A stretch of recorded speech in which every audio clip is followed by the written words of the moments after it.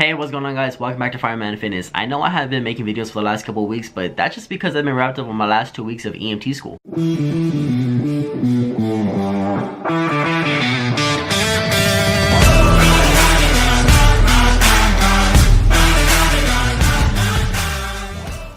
That's right, guys, my last 2 weeks of EMT school. Right now you feel fatigued. You're mentally, physically fatigued. You're tired, you know, you're beat. It's a lot of stuff to know. It's a lot of stuff that they throw at you since the beginning of the semester, but all that stuff that you learned up to this point is getting you ready for the national registry. So keep on pushing forward. You can do it. And I'm trying to take my own advice. I'm trying to be in this 2019 Spring Academy, and that's my end goal. I just gotta get past this one hurdle. Yeah, you know, I'm getting ready for my next quiz, which is actually the last quiz for the semester. No one can fail this quiz, because if you do, you have to score extremely high on a 200 question written final.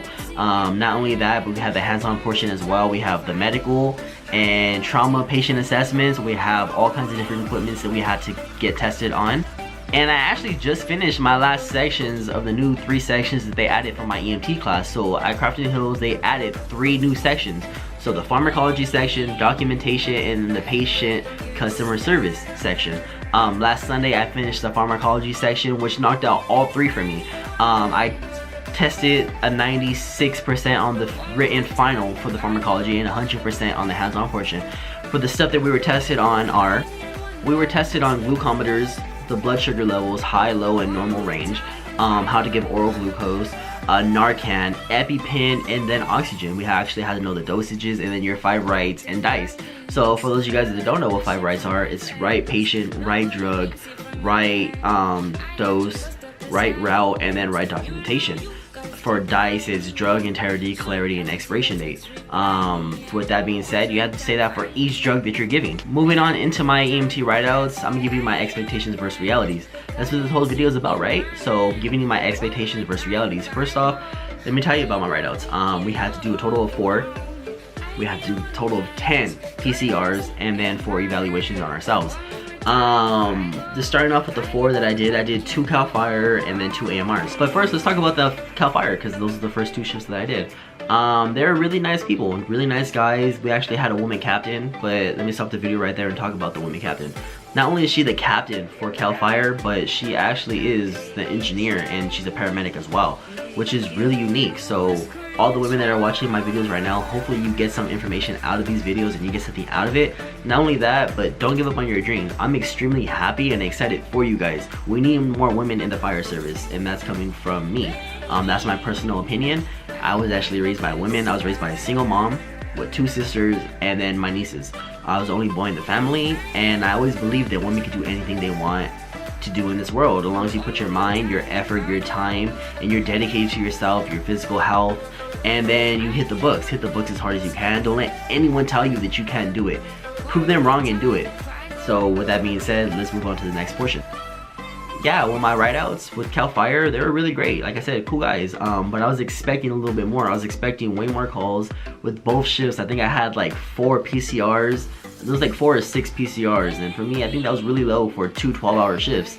Yeah, they're really cool people. We ate, you know, they fed me, and they're really nice guys. I was kind of expecting a little bit more. Like, I wanted to train with them. I'm a fire explorer. I like doing stuff besides just sitting down and reading. I actually had time to finish all my homework though, which was really great. I actually was able to go inside the trucks and kind of check out like the different drugs and where they keep everything at. The monitors, stuff like that. I was able to do a couple 12 leads and 4 leads, which is really cool. I did a lot of BPs, and what else did I do? What I wanted to do was, I wanted to do like a hose throw, you know, maybe do like a 2-minute drill, or kind of just do drills in general, just kind of preparing and training. Like I said, I'm a fire explorer, so I'm always up for a challenge. Moving on to AMR. AMR was actually really interesting. I thought it was to be vice versa, but AMR, like, I learned a lot of stuff. I had 2 really cool medics, 2 really cool EMTs, and they're really nice people. I had like a lot of hands-on stuff. So we had a couple of seizures, we had 2 TCs, we had 1 overdose, 1 full arrest that I helped out with, so I was able to do compressions. It's just really, like, a lot of hands-on, like, good hands-on techniques and skills that you get to practice on, which is really cool, you know. I would highly suggest take your write-outs very serious, because at the end of the day, the EMS field is so small, everyone knows each other, so you want to make a great first impression. My evaluations that were done on me, they were actually really nice feedbacks, and you know, I always asked after a call, like, how can I improve, how can I improve, how can I improve.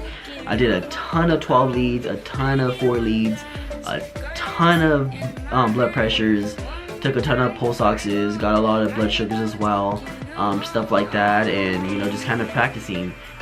There's like a pin from the IVs, and then you push another pin into it, and it kind of pushes the blood out, so you can get a blood sugar level, which is really cool. We had a ton of, you know, like unique stuff that went on. I actually got to see an IV getting pushed with Narcan, if that makes sense. Sorry, I should have said that the other way around. I got to see a Narcan be pushed into an IV for the overdose patient, which was really unique for me because I never seen it be done in person. So let's talk a little bit about like my 2 TCs that I had. I'm only going to talk about one in particular because I learned a lot from it. I learned not to get tunnel vision, and then when you get on scene, the first thing that you should do is BSI, PPE, and PinMan. And for those of you guys who don't know what that is, BSI is body substance isolation, and then PPE is personal protective equipment. PinMan is personal, partner, patient, public safety, environmental hazards, number of patients, mechanism of injury, nature of illness, additional resources, and then need for extrication. Sorry about that. And one thing that I forgot was my gloves. I was actually in the back seat getting a BP, getting a 12 lead on the gentleman, and then the captain tapped on my helmet and was like, your helmet's backwards. So I flipped my helmet around, and she's like, here, by the way, you forgot gloves. So, you know, it was really cool that she was able to help me out with that, put my gloves on, fix my helmet. And, you know, stuff like that is really important, because if you're not physically prepared for a call, you could expose yourself to different like diseases, sicknesses, stuff like that, and then also you can get hurt if you don't have your equipment on right as well. I actually wear my goggles because if you see, I wear glasses of course, and then right here it kind of blocks it off too, so you could actually get like chemicals, dust, stuff like that from the side of your eyes too. So just know your PPE, the proper PPEs. On the way back to the firehouse, she actually kind of told me to recite what all those acronyms that I just said meant, and she pretty much told me, you know, take it very serious, which like I do, but I forgot, and she just said, you know, yeah, you have to take it serious. It's your personal safety that comes first, which was really cool. I think she gave me really good information, and I really do appreciate that, you know, she helped me out and she didn't kind of just tease me or anything like that. She was actually, you know, down to earth, and she cared, and I really do appreciate that, you know. And yeah, with that being said, let me take it off and we'll talk a little bit more. One thing that I actually kept on me the whole time was actually this notebook. I have like a lot of vital signs from different calls, and you know, keep a notebook on you. This is one thing that will help you. If you can't afford a notebook or find a notebook, get like a marker, write it on your gloves. That's what I did too, because that actually helps as well. You know, at the heat of the moment, you're just hearing vital signs getting read off, and you could just write them on your glove really quick. That's what I did. It helps out, and then you could transfer it over to your notebook if you have one, which is really unique. You know, with that being said, guys, yeah, that was my whole experience with the write outs. There's more information that I just can't give out, but yeah, really cool write outs. I really did have fun. You learn a lot of stuff, and yeah, I actually had a Fire Explorer meeting yesterday, so the next clip is actually gonna be a confined space video. We trained on confined space yesterday, and hopefully you guys like it. Hopefully you guys like the video, and you guys have any comments, questions, or concerns, feel free to drop it in the comment section. I would really appreciate it if you guys give me a thumbs up.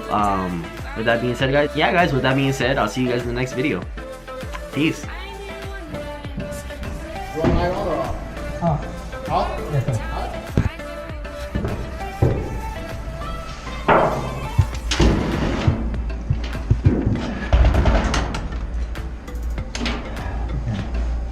Let's go.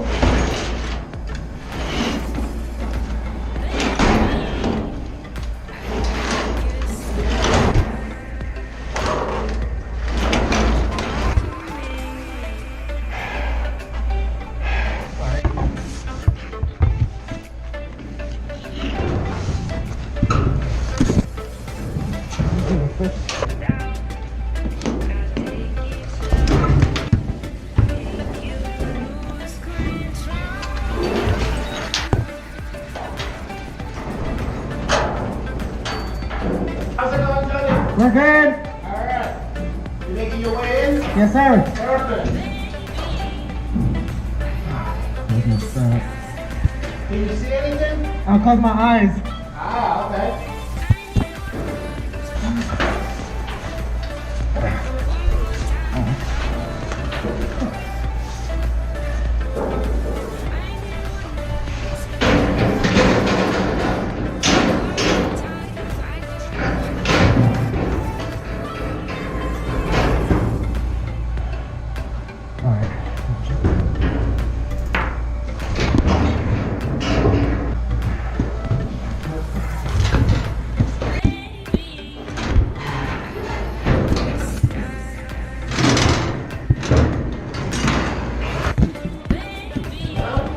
I'm good. Okay. Yes, sir.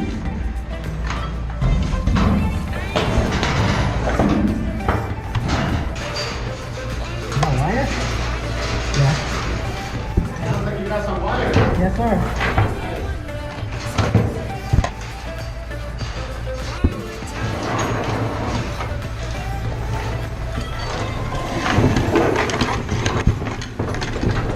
Remember, put your bottle down. So Yes, you don't sir. get untangled. Yes, sir.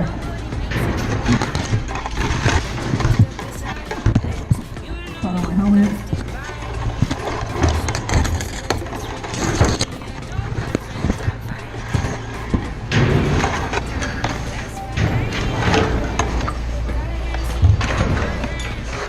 Good job.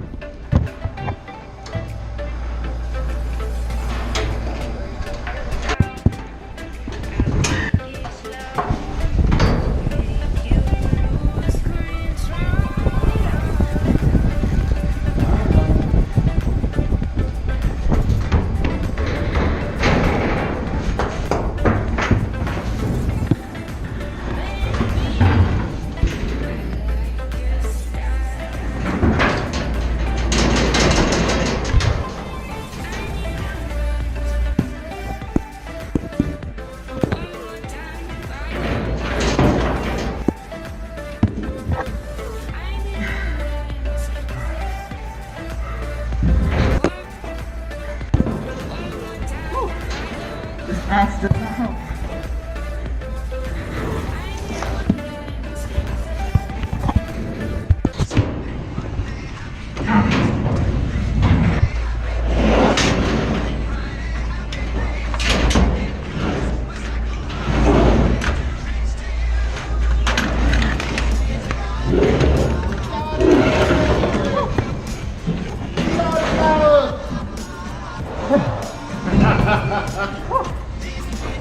I'll bring my pistol.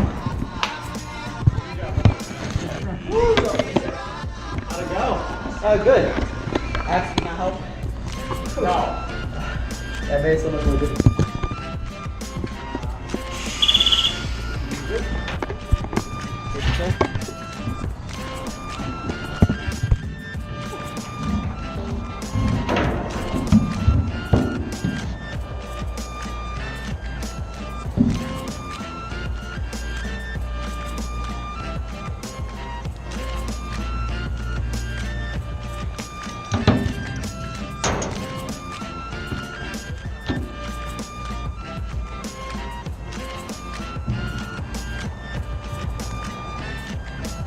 What was the most challenging part?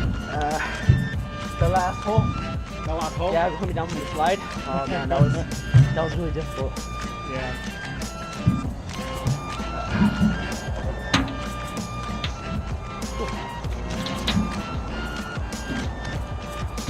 Wires were okay? The wires weren't too bad, but that slide, Did you get into a dead end or not? I kind of used the technique, so I just kind of filled around. Yeah. So what you have to do when you go in, always pick a side Yeah. and stick with it. So if you pick right, just go right. Because if you're gonna go right and then halfway you'll be like, oh, I want left, Getting trapped. you're gonna get lost. Yeah. So if you pick left, then go left. If you pick right, go right. If same thing is we'll show you how to Let's go.